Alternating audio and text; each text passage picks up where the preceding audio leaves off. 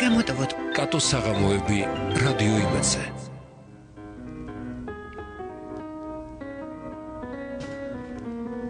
საღამო მშვიდობის რადიო იმედის ეთერშია გადაცემა კატოს საღამოები. საეთერო სტუდიაში მუშაობთ მე კატა და ხმის რეჟისორი მეგი მაზმიშვილი.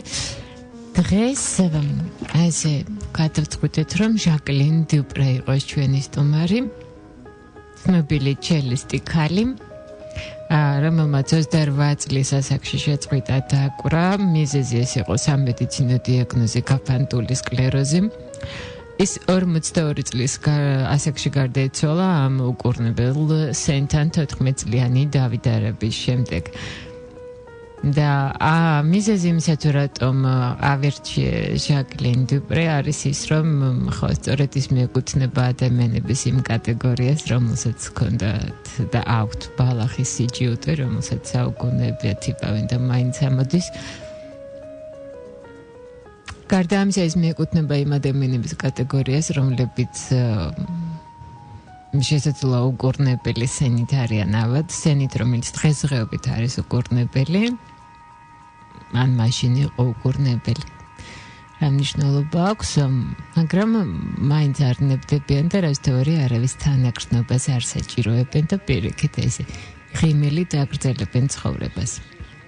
თვითონ ჟაკლინ დიუპრეს ისტორია იმდენად განსაცვიფრებელია და მისი ნიჭი იმდენად იდუმალებით არის მოცული და ასესრული კი იმდენად უსამართლო,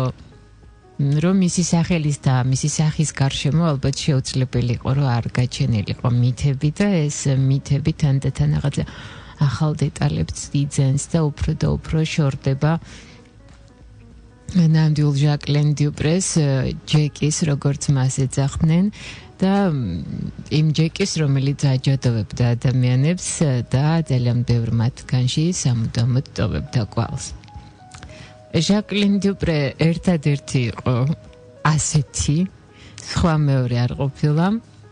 და ის არანაირ ჩარჩოში არ ჯდებოდა არც მუსიკალური თვალსაზრისით და არც ესე მისი პირადი თვალსაზრისით, რომ განვიხილოთ. მისი განსაზღვრება შეუძლებელია. არც ერთ კატეგორიას არ შეესაბამებოდა და არ მედგინეთ 5 შაბათი, 9 საათი დილის და რეპეტიცია, რომელზეც ის უბრალოდ კითხულობს, რომ რას უკრავს დვორჟაკს, კეთილი იყოს დვორჟაკი.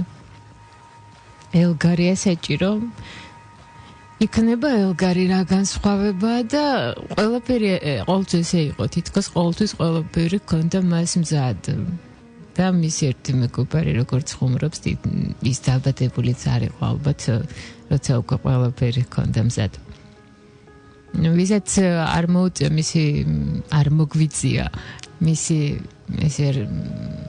ცოცხლად შესრულებულის მოსმენა, როგორც საქმეში ჯახეთული ხალხი ამბობს, ძალიან ბევრი რამ დაგვაკლდა ამით, იმიტომ რომ ეს იყო მუსიკა, რომელიც იქმნებოდა იქ და იმჟამად ის აცოცხლებდა ამ ნაწარმოებებს, ის უბრალოდ არ უკრავდა, აცოცხლებდა და ეს მუსიკა თითქოს და მისგან მოედინებოდა თვითონ და ისეთი რთულია მუსიკის აღწერა, ისევ და ისევ დღეს ძალიან ბევრჯერ დაგჭირდება ჩვენ საქმეში ჯახეთული ხალხი. ისეთი რთულია მუსიკის აღწერა, როგორც თვითონ ჟაკლინ დიუპრეს აღწერა არის რთული და ეს მუსიკა, რომელიც თითქოს მისგან შიგნიდან მოედინებოდა და თითქოს თითოეულ ნოტში თვითონ ეს ჟაკლინ დიუპრე იგრძნობოდა და თავად ჟღერდა. და ის თუ როგორ უკრავდა, ის სწორედ ამიტომაც იყო ესეთი შთამბეჭდავი, იმიტომ რომ ის იყო ძალიან წრფელი, მაშინ არ იყო არანაირი თვალთმაქცობის ნასახიც კი და იყო ძალიან მოსიყვარულე, უდარდელი, მომღიმარი, ყველა ეძახდა სმაილის, ანუ მეგი ღიმილა გამოვა, ხო? ქართულად რო თაგვნათ, ან მომღიმარას და ეს იყო კიდეც მისი მეტსახელი, გარდა იმისა, რომ ჯეკის ეძახდნენ მოფერებით და თვითონ მუსიკალური პროცესის შესახებ თუ ვისაუბრებთ თავად ამ დაკვრის პროცესის შესახებ, ეს იყო საერთოდ კიდე ცალკე ნიჭი, რომლითაც ის დაიბადა და ამის ახსნა როგორც ამბობენ ის უკრავდა როგორც გონებით, ასევე გულით და ასევე ალღოთი. ალღო კი მოგეხსენებათ ისეთი მოქმედება მიზანსწრაფული, როცა წარმოდგენაც არ აქვს რა არის მიზანი და ძალიან ხშირად ის ეყრდნობოდა კიდეც სწორედ ამ ალღოს და მისი მუსიკალური მეგობარი პინხას ზუკერმანი როგორც იხსენებდა ის ინტუიციით სარგებლობდა და ფიქრობდი რომ ეს არის რაღაც განსაკუთრებული რასაც ის აკეთებს შემდგომ ის გულით და გრძნობით უკრავდა და ფიქრობდი ღმერთო ჩემო ნუ თუ მას ესეც შეუძლია მას არ ჭირდებოდა ფიქრი ესეთი ლოგიკის გამოყენების საჭიროება არ ხდებოდა მის შემთხვევაში როგორც ამბობენ თუმცა მე ეჭვება როგორც ჩანს იმდან სწრაფად ფიქრობდა რომ ყველაზე გონა რომ არ ფიქრობდა და ეს ყველაფერი იყო ძალიან ბუნებრივი მის შემთხვევაში როგორც ძალიან ჭკვიანი ადამიანების შემთხვევაში ხდება ხოლმე და მუსიკის შექმნის პროცესი ეს გერა და ჟღერადობა რომელიც მისი სულიდან მოდიოდა ეს არ იყო მხოლოდ ის რომ ვიოლონჩელს აჟღერებდა ის თავს დებდა თითქოს და ამ ყველაფერში და მან არ იცოდა არანაირი წესები მან იცოდა რომ აქ და ამჟამად აი ასე უნდა დაეკრა და არ არსებობდა არანაირი ეჭვი ის მისი ჩელო ეს ნაწარმოები და თვითონ იმ წუთას ერწყმოდნენ თითქოს ერთმანეთს და აი ესე იქნებოდა ეს ყველაფერი მიუხედავად ამ ყველაფრისა ხო შეიძლება იფიქროს ადამიანმა და სიმართლე გითხრათ მე გამკრა ამ აზრმა რომ ის შესაძლოა არ იყო კარგი პარტნიორი თავისი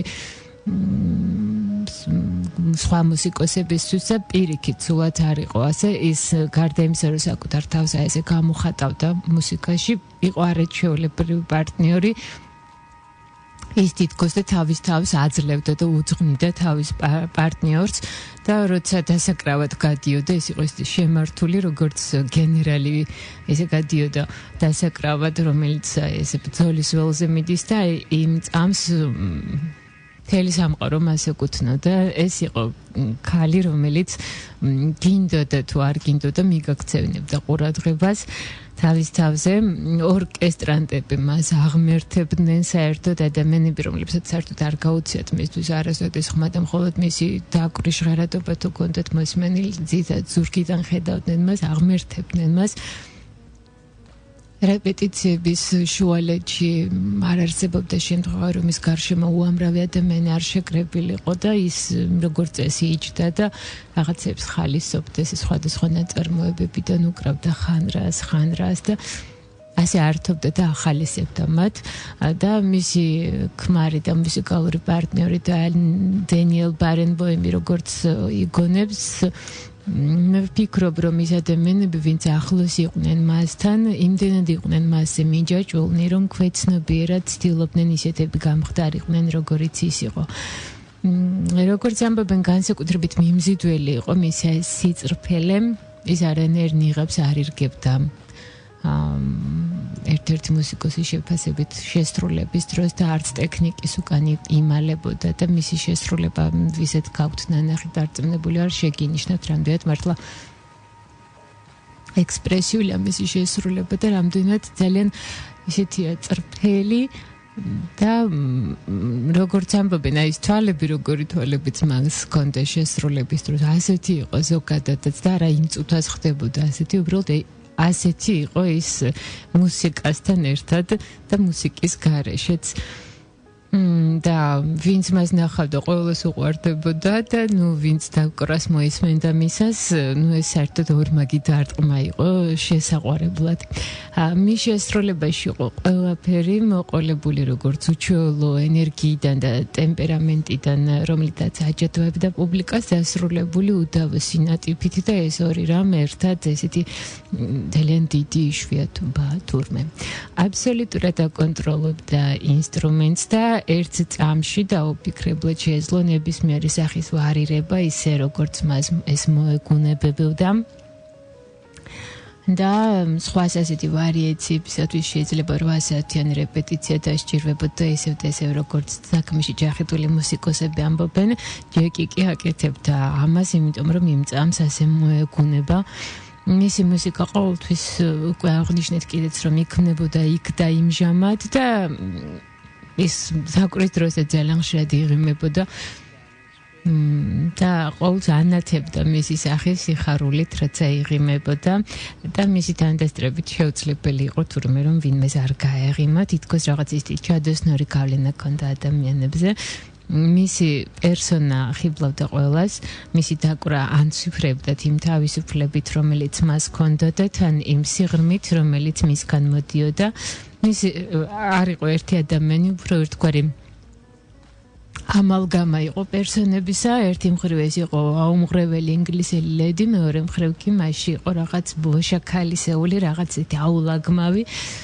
მასში ჩქეფდა სიცოცხლე და ძალიან უყვარდა საერთოდ ბუნებაში გასვლა, რაც მეტი იყო სივრცე, მით უფრო ხიბლავდა, ძალიან უყვარებია ბორცვებზე სირბილი. და იმაშინაც კი როცა უკვე ეტლში იჯდა და შეუძლოდ იყო და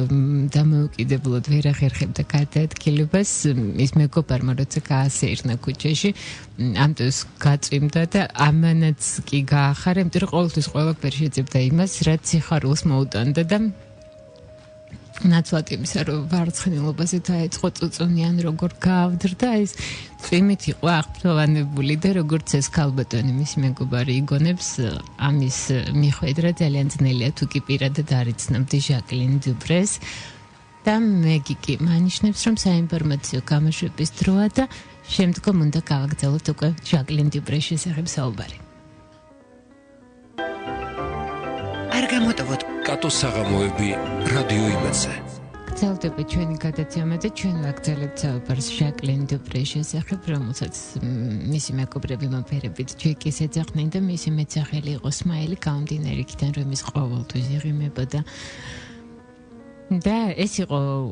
ადამიანი, რომლის შესახებაც ყველა მისი მეგობარი, როცა ისინი საუბრობენ, ამბობენ, რომ ის იყო ჯადოსნური, უნიკალური, განსაცვიფრებელი და წრფელი. ამას უსვამენ განსაკუთრებით ისინი ხაზს, რომ მისი სიწრფელე იყო რაღაცა განსაცვიფრებელი. თვითონ შესრულება, როგორც აღნიშნე, უკვე იყო ინტუიტიური, თუმცა ამავდროულად იყო უაღრესად რაციონალური და ის თვითონ ფიზიკურად ეფლობოდა მუსიკაში, მისთვის არ არსებობდა გრიფი და არ არსებობდა პოზიცია, შეეძლო ეთქვა, რომ ასე და ასე დავუკარი არა იმიტომ, რომ ასე წერია, არამედ იმიტომ, რომ ასე მოითხოვს მუსიკა, ან იმიტომ, რომ ასე მომწონს, ასე უკეთ ჟღერს. არც ერთი ნოტის აღება არ შეეძლო მექანიკურად, მუსიკა მისთვის იყო თვითონ კომუნიკაციის პროცესი, ძალიან უყვარდა კამერული მუსიკის დაკვრა და შეეძლო დაეკრა ყველასთან ერთად და ყველაფერი. დაახლოებით როგორც მე ვამბობ, რომ ფინჯან ჩაიზე პირველივე შემხვეს დავპატეჟებ თქო მეგი, შენ კი დამცინი რაც მოვედი. აი როგორი გენიალური ადამიანი უკრავდა პირველივე შემხედრებთან ერთად და მასთან დაკვრისას უბრალო ორკესტრანტი საკუთარი დაკვრით და საკუთარი გერით რჩებოდა განცვიფრებული და ის აღფრთოვანებული რჩებოდა საკუთარი თავით და ეს ძალიან ნიჭიერი ადამიანის ესეთი ძალიან საერთოდ ნიჭიერი არის ხო რაღაცა ხშირად მომისმენია რომ არ მიყვარს უნიჭო ხალხი, არ მიყვარს უნიჭობა და ახლობთ იგივეა თქვა რომ არ მიყვარს ხალხი, ვისაც არ აქვს რაღაცა განსაცვიფრებელი გარეგნობა, იმიტომ რომ ეს ხო ყველაფერი არ არის დამოკიდებული შენზე, ხო? შენ ან იბადები ამითი, ან არა ეს რა მიზეზებით ხდება კაცმა, არ იცის,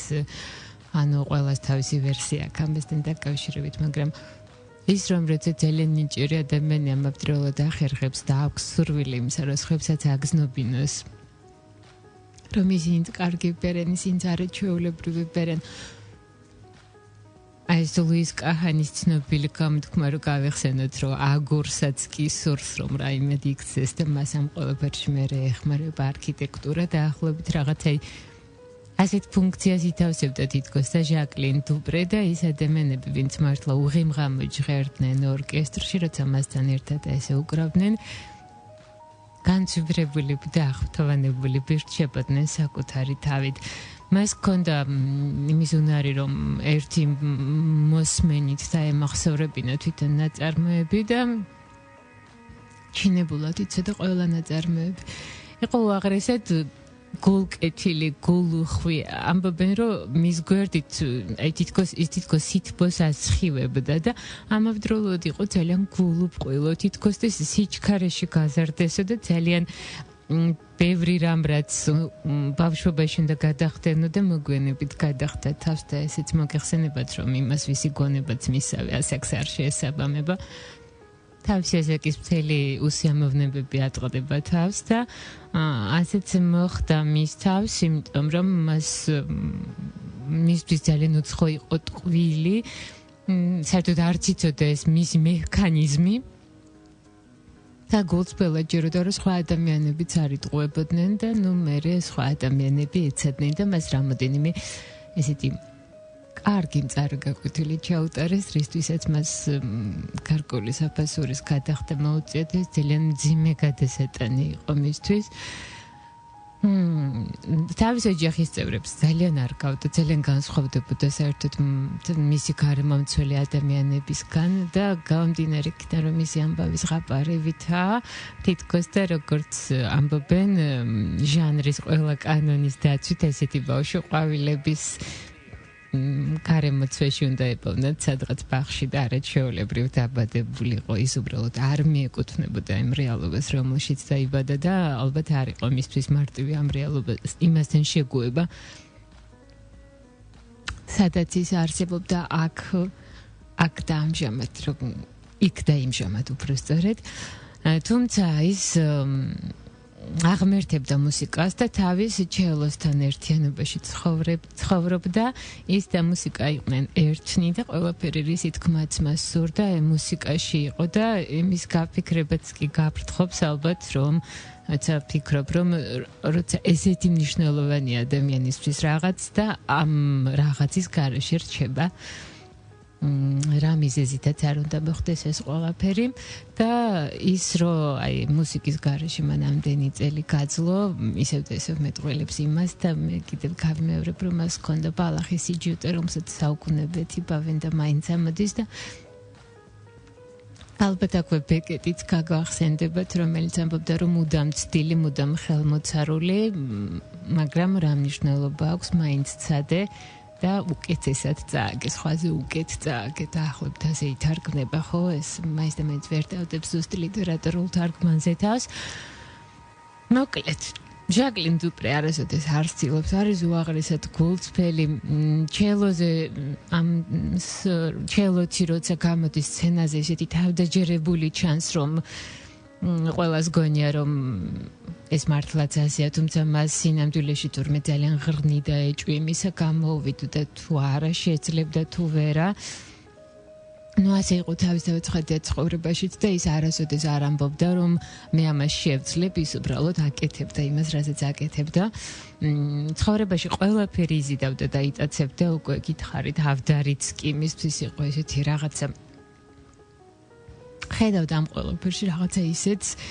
უყვარდა ბორცვებზე სირბილი და მე მთელ ამ თავისი ხალისეს დებდა მუსიკაში და მისი ჩელო ჟღერდა განსაცვიფრებლად იმას აკეთებინებდა რაც მის გულს გაეხარდებოდა და ზოგჯერ ჭრდებოდა და ერთ ნოტს 2-3 წუთის განმავლობაში უკრავდა და ამ დროს ამ ერთ ნოტში იმდენ განცდას დებდა, რასაც სხვა მუსიკოსები დავშოთ შეიძლება მთელი კონცერტის განმავლობაში არ გამოხატავენ და არ დებენ იმ კონცერტში ამდენს და ამ ერთ ნოტს უკრავდა ხან ვიბრატოთი, ხან ვიბრატოს გარეშე ცვლიდა ხემზე დაწოლის ძალას და ერთი ნოტიდან ქმნიდა მუსიკას. 4 კონცერტი უნდა ჰქონოდა მას ნიუ-იორკის ფილარმონიულ ორკესტრთან ერთად და 4 დასკვნითი კონცერტის წინ, როდესაც ის სასტუმროში გადიოდა რეპეტიციას მოულოდნელად ქმარს დანიელ ბარენბოიმს განუცხადა რომ კონცერტის გადადება მოგიწევს დღეს დაკვრას ვერ შევძლებ ვერც თითებს და ვერც ხელებს ვერ გზნობ თითქოს არც კი მაქვს უკვე აღნიშნეთ რომ ეს როგორც აღმოჩნდა მე სამედიცინო დიაგნოზით ჰქონდა გაფანტული სკლეროზი ეს დაავადება თვითონ თანდათან ცხადია პროგრესირებდა ის ისევ და ისევ აგრძელებდა გამოსვლებს თუმცა მეტად იღლებოდა და როცა შეესთავაზეს და ურჩიეს რომ ეგებდა ნაკლები დაეკრა მან მისი პასუხი ესეთი იყო რომ არაფერი არ მიყვარს ისე როგორც კონცერტებზე გამოსვლა და ამის გარეშე ცხოვრება არ შემიძლია ის არასდროს არ წუწუნებდა ქალი რომელსაც მხოლოდ ზურგზე შეეძლო ძილი ცხოვრების ბოლო 8 წლის განმავლობაში ამ ქალს არასოდეს არ დაუწუწუნია ველებურად ხუმრობდა, იღიმებოდა, თუმცა ცხადი ეს ყველაფერი მარტივი არ იყო და ამ ყველაფრის მიღმა იმალებოდა შიში იმ გაურკვეველი მომავლისადმი, რომელიც მას ელოდა და მაშინაც კი როცა ბოლომდე გაუჩნდა ეს შიში მთელ მის ხელს, ის მაინც აი ესე გამუდმებით იღიმებოდა და ჟაკლინ დიუპრე უყვარდა ყველას, დიდი 1-2 დირიჟორის გარდა. და გამოკლებით. ესე აქვე დავასრულოთ თხრობა, აღარ გვინდა გადასვლა რაღაც უფრო მძიმე ამბებში, იმიტომ რომ თვითონ არ იმჩნევდა ეს ადამიანი, არაფერს მას არავის თანაგრძნობა არ ჭირდებოდა. და მოდით მე დაგემშვიდობებით თქვენ ხადია როგორც ყოველთვის უსმენთ რადიო იმედს და თან მით უფრო რომ წინ გელით თუ კი თქვენ გიყვართ ელგარი და ჟაკლინ დიუპრე ერთად გელით მისი ჩელოსთვის განკუთვნილი კონცერტის პირველი ნაწილი და ხალხი რომელსაც ესმის მუსიკის ავანჩევანი ამბობენ რომ ელგარი ასე არასოდეს არავის არ შეუსრულებია და მოგვიანებითაც კი როცა მე მოვისმინე ერთი ახალგაზრდა ქალის ძალიან კარგი შესრულება ჩელოზე ელგარის ყველა ამბობდა რომ აი ჟაკლინ დიუპრეს ამსგავსებდნენ მაინც მას იგი ვისმენთ მადლობა ყურადღებისთვის მადლობა მეგობრებისთვის გემშვიდობებით უსმენთ რადიო იმედს არ გამოტოვოთ კატოს საღამოები რადიო იმედზე